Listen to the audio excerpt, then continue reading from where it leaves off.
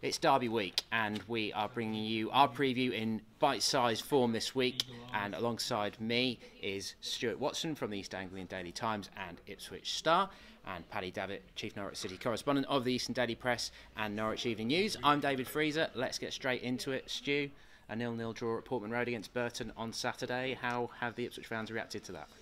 Not good. No, it was possibly the worst performance of the season. Definitely the worst performance of the season.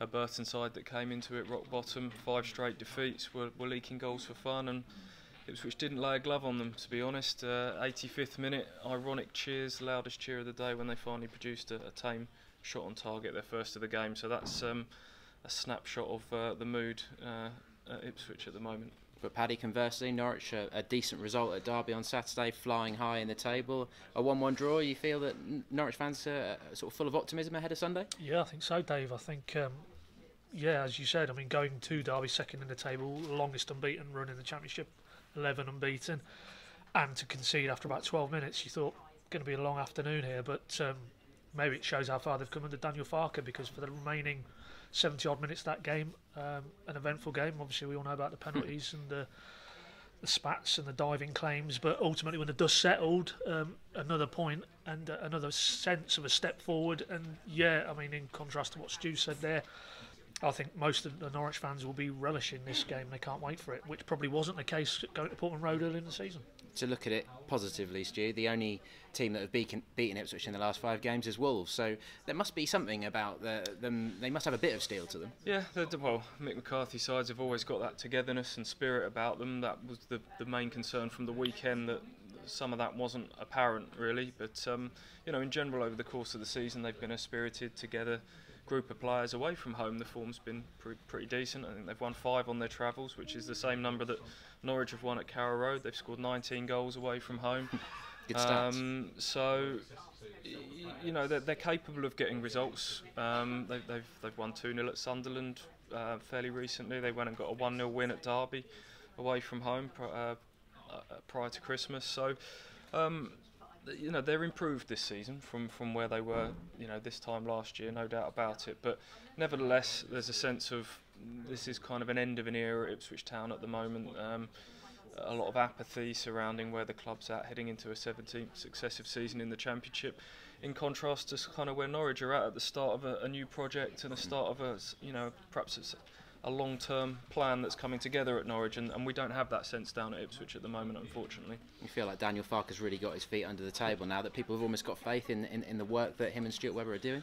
I think so, and results like Saturday, and as Stu said there, Norwich away from home have picked up some excellent wins, and I think it just feeds the belief that, we're hearing a lot of sound bites and we're seeing a lot of deck chairs being shuffled about in terms of the huge turnover of players in these last 2 windows, and the academy, there's massive change going on there. But to actually tangibly see on the pitch where it matters, a team coming together, an identity and a culture, and that all stems from Daniel Farke. I think it does feel that, as we stand here today, that things are moving in the right direction. Clearly the town fans have voted with their feet to a certain extent with the low attendance that was at Portman Road on Saturday. Is it possible that Mick McCarthy's time at the club is coming to an end? Still yet to win against Norwich, is he? Yeah, more than possible. Out of contract in the summer, of course. It's been a bit of an on-running saga with his press conferences. Is he going to stay? Is he going to go? If you'd have asked me a few weeks ago, I'd have said almost certainly it looked like there would be a shaking of hands between him and the owner, Marcus Evans, at the end of the season.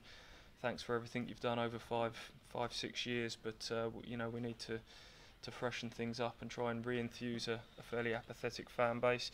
But the last couple of weeks, he's drip fed a couple of lines into his press conferences that he might stay after all, and maybe he'll the way Mick is, he might want to prove a few people wrong, and the owner on a fairly limited budget might ultimately see him as the safest pair of hands going forwards. But I'm not sure the fan base is probably going to accept more of the same, to be honest. Very much a Yorkshireman as well. There's a bit of talk about Barnsley. Do you know if there's anything in that? Are Barnsley at all interested in Mick? Well, there's been no contact. Mick said that himself, and I bumped into the MD in Milne at the weekend, and he reiterated that. But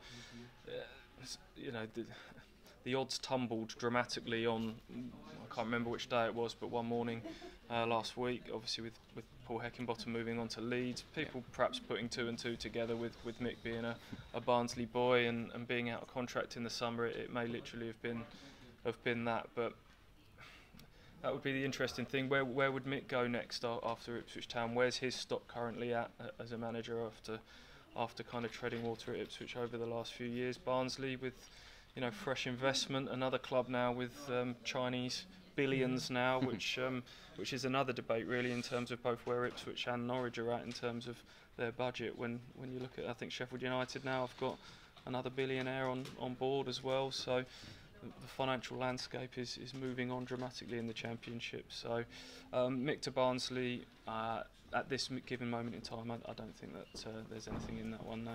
Stuart's mentioned Norwich's home form or not being the best already, Pad. Do you think the 1-0 win over Borough last time out at Carrow Road has pushed those worries back a little bit? You feel like home form has improved a bit? I think so, yeah. More so the results, I think. I think they've not really, the performance levels for me haven't altered greatly, but you know, there was a spate there where they were conceding first, and because they are struggling to score goals home and away, then it's really an uphill task, and there's a sense now that maybe I think it all stems from the defensive side of it. We talked about it a little bit earlier. You know, it feels now with Angus Gunn in front of a back three of Hanley, Zimmerman, Closer, that is a really solid platform now, and because of that, that's giving the rest of the side confidence that they know they're going into games, and home or away, top or bottom of the table, they can grind out defensive platforms to give them hopefully a Madison or a Leitner as it is now, and hopefully an Oliveira come Sunday from a Norwich perspective, that they can find a little bit more of a cutting edge. So yes, I think it feels a little bit different at Carrow Road in recent weeks to the early part of the season, but ultimately, if Ipswich get their noses in front early on, I think those sort of fears will surface again. Okay, I think that'll do for that subject then, chaps. We'll have 2 more videos for you on the key players ahead of the game and also Norwich's derby dominance. So if you haven't watched them yet, check them out on our YouTube channels.